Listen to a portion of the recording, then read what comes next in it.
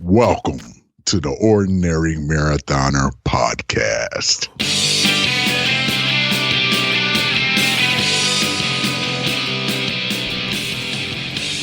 Hello and welcome to the Ordinary Marathoner podcast. My name is Coach Scott. I'll be your host today. It is Wednesday, June 10th. Hope you guys are having a good week so far. Hope you're having a good day today. I'm doing pretty good. Today's feeling like a good day today. You know, we were thinking about this last night. Steph and I were just sat down. We're like, man, we're kind of going through like this period of time where I don't know. Maybe I'm very superstitious, so I kind of try to take note of when things are going good or things are going bad, and I have this whole good mojo, bad mojo feeling. And for a while there, for a good 2 weeks, I would say we just had bad mojo going on. Something, bad superstition, things kept going on, nothing that was, looking back, it's like nothing that was detrimental to the family or everyone's health is fine, all that good stuff. So you can't really, say it's too bad, but it's just a little too many little things at once going on. And it makes you feel like you're just in a bad rut, not getting the breaks. The breaks are not turning your way. I'll give you some examples. A couple weeks ago, our nanny came to watch Ellie. And typically now what she's been doing lately, she takes Ellie, she brings her back to her house. And what happens is she comes, she drives her car, she drops her car off in our driveway, parks it there. Then she takes Stephanie's car because it's got the car seat. We don't want to have to switch the car seat back and forth. So she takes Stephanie's car and takes that with her to take Ellie to her house and whatnot. She comes back later. So during one of those times, I was backing out of the driveway, forgot that her car was there, and sure enough, bang, smacked right into it. What's worse is my car has those that hazard, the beep, right? The warning beep if there's something there an object there that you're gonna hit. But the problem is, ever since I got my bike rack, it just beeps all the time. So if it beeps all the time, it's not really a warning. That's just what it does.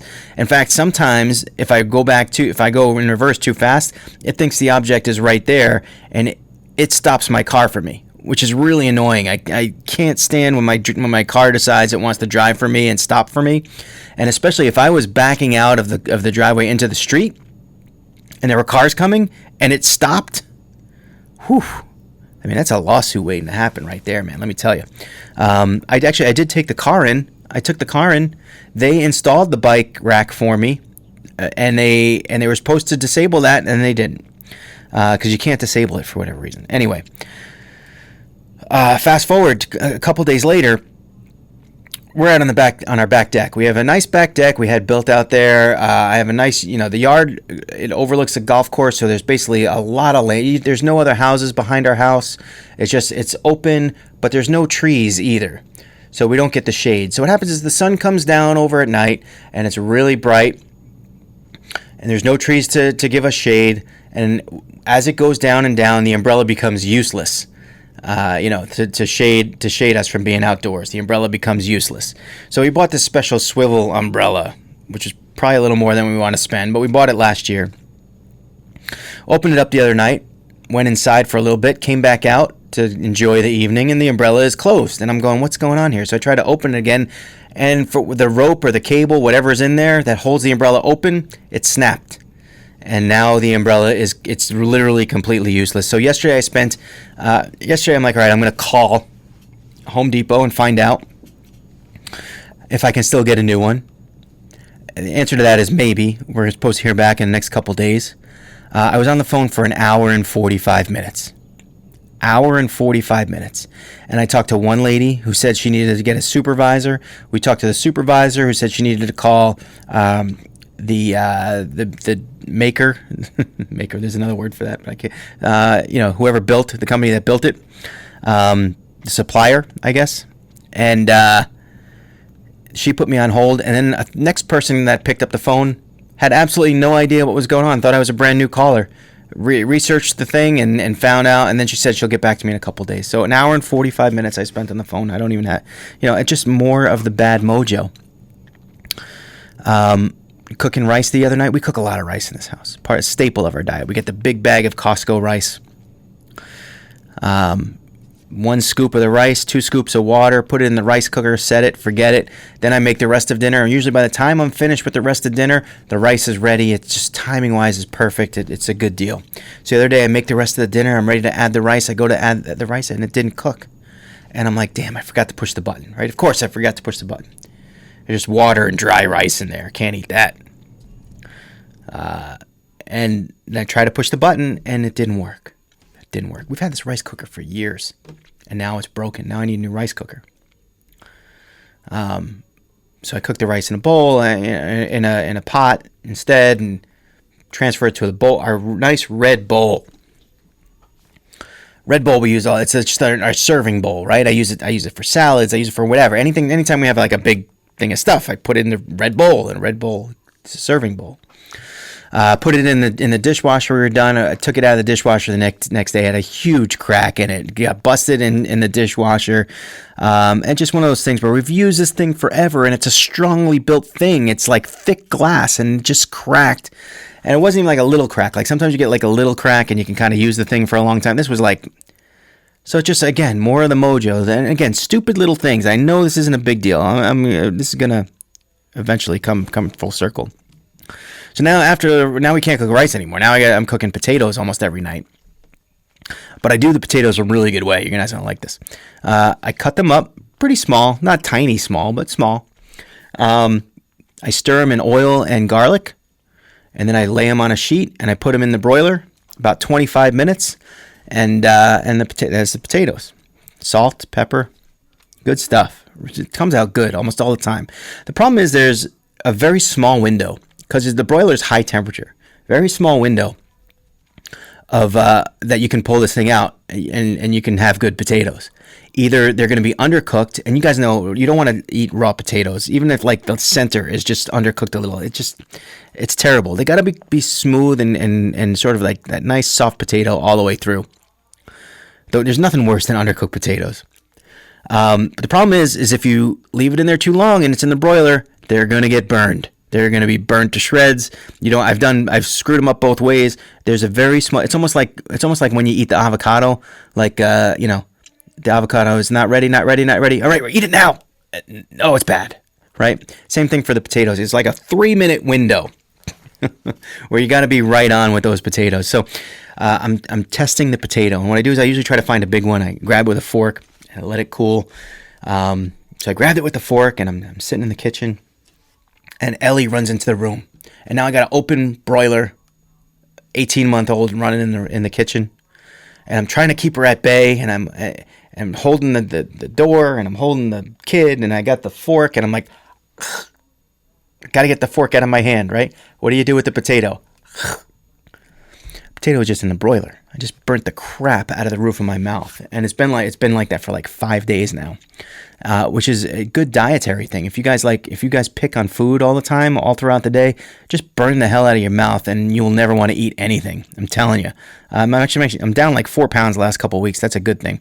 But anyway, this is all leading into something, right? This is all bad mojo. Bad mode. I'm done with my bad. That's about as worse I can get. This morning, I rolled out of bed, and I don't know what it was. I was able to get out of bed. I felt like I was awake.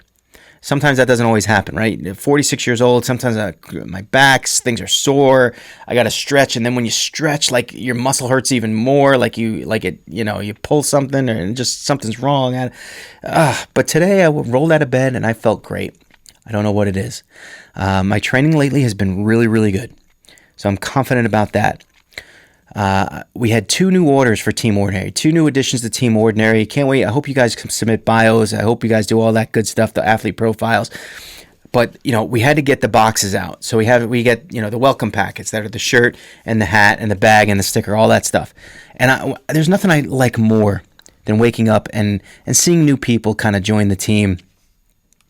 And it kind of just makes my day. It just makes me really happy. And I came downstairs and I'm putting the boxes together. Got the shirt, got the bag and the hat, and put it in the box and taping up the box. And the very last box on the very last strip of tape, it's a process, guys. There's a lot of tape involved. The very last piece of tape, the tape ran out at precisely the right moment. I mean, it couldn't have been more perfect how much tape we had in the roller.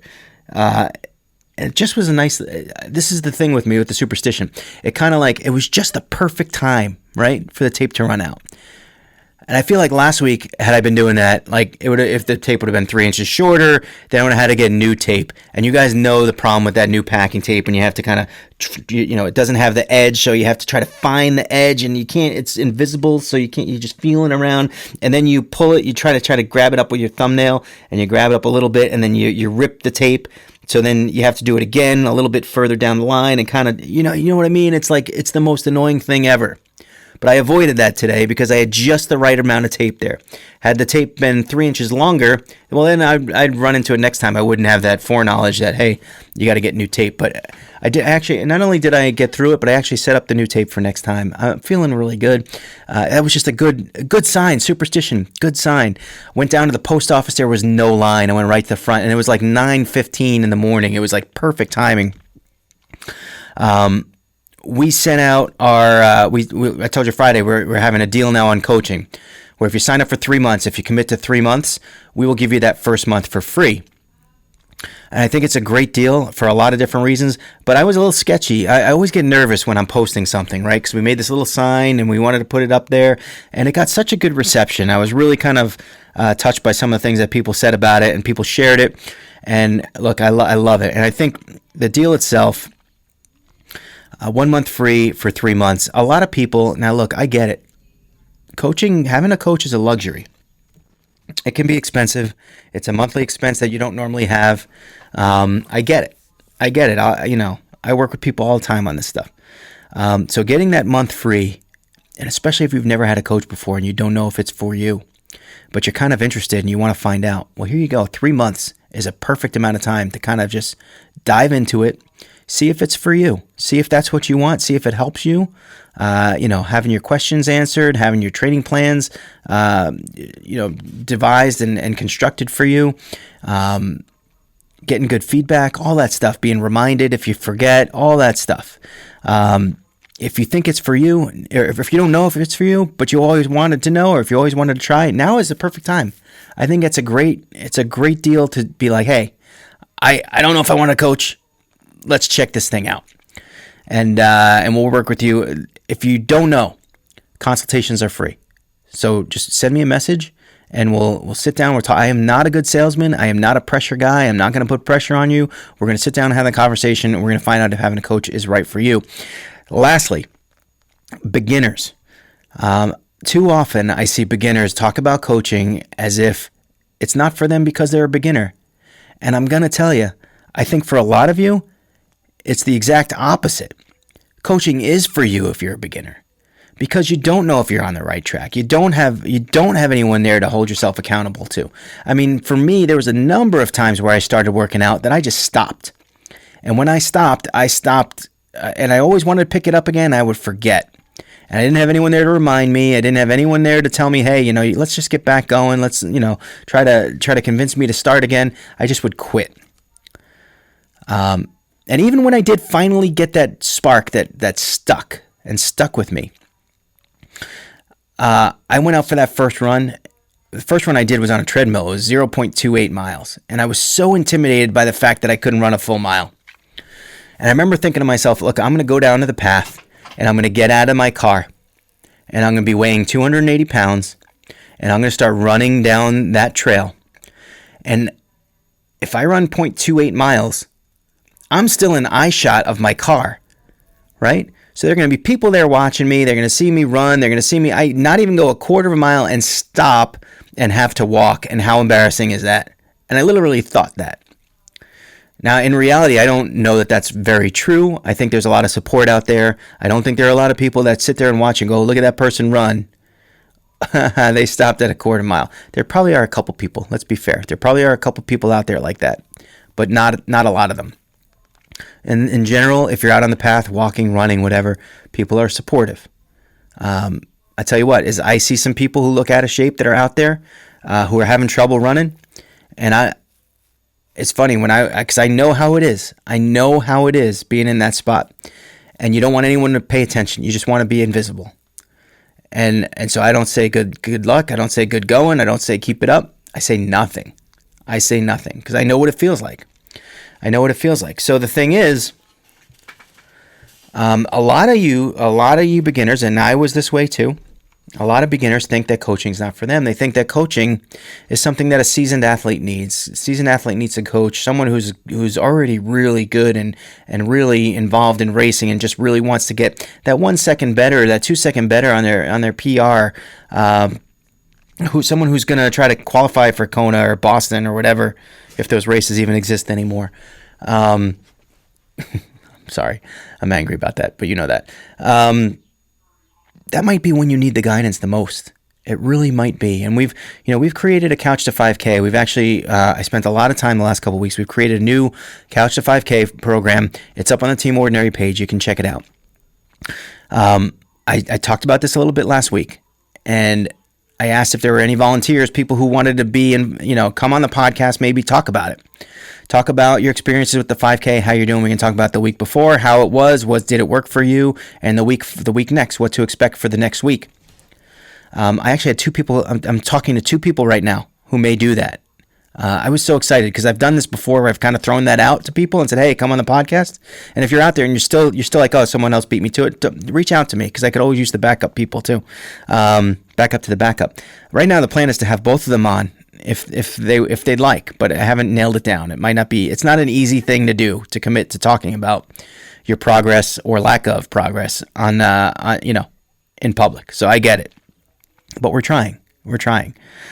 And it feels good. It just feels good. So anyway, check out the Couch to 5K. If you want something a little bit more than that, this is the time to do it. Grab onto that deal. Let me know. We'll do the consultation. We'll talk to you about it. We'll figure it out.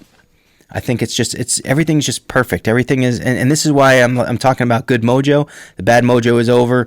The good mojo is kind of working its way back in. Things are looking good. Things are feeling good with everything. It just, things are really feeling good. My own personal training. I mean, look, my next race is November 20-something, Philly Marathon, late November.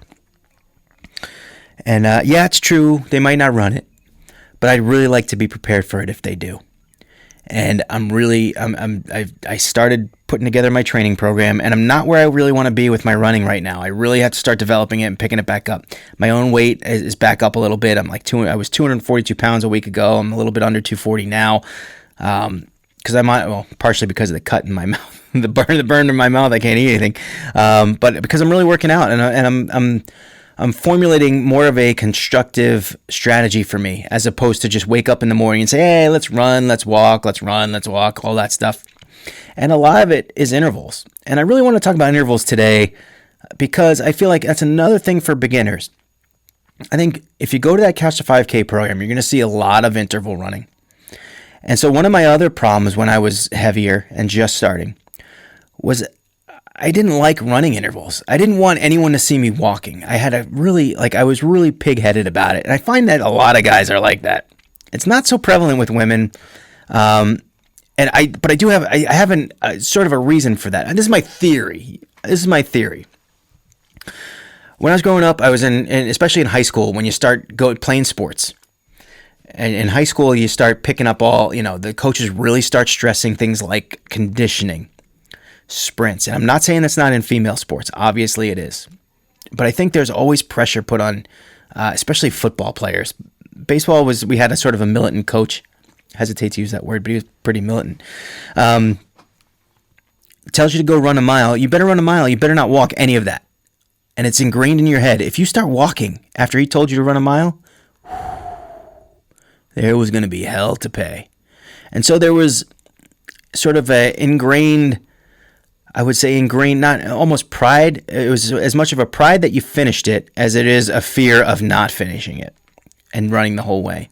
And the same thing with sprints. If you did sprints, it was like, you better run your butt. You better run all the way through as hard as you can. And they were on you, on your case. And so when we get out of those sports and we turn to another sport, which is running, that mindset is still there. That hustle at all times, and don't you dare get caught walking. And so for me, when I started running, it's like I would think, geez, like I don't want to go out there and run a quarter mile and then come home. What is that going to do? I run for 3-4 minutes and come home. That ain't going to work. And of course, the answer to that is no. You run a little, then you walk a little, then you run a little, and you walk a little. And this is obviously becoming more and more prevalent in the sport as we go on and as we kind of learn more and more about training. And it's more and more accepted now, for sure. But you're going to see a lot of intervals. And it's not just for beginners, guys. I mean, I went out on Monday, and this was my workout. It was a 10-minute warm-up, very light run. And warm-up, I don't care about my pace. When I'm doing my warm-up 10 minutes, I don't care about pace. I'm just trying to get everything loose and ready for the workout. My workout was 10 minutes of hard running. It was 10 intervals, 1 minute running, 1 minute walking. And that 1 minute running, that's a hard interval. It's a hard interval. You go after it. And that's the good thing. The good thing about these workouts is they're almost universal, whether you're advanced in running or whether you are a beginner. If you're a beginner, you just run that 1 minute really slow. That's it. You run that minute really slow. If you're advanced, you run it hard. You run as hard as you can for a minute, and then you get a minute break. You kind of just able to recoup, and by the time a minute is passed, I'm telling you, even as a beginner, you'll be refreshed. You can start that next interval. If you're not as refreshed, you can run it even slower the second interval. If in the middle of that interval you get tired, it's okay to stop.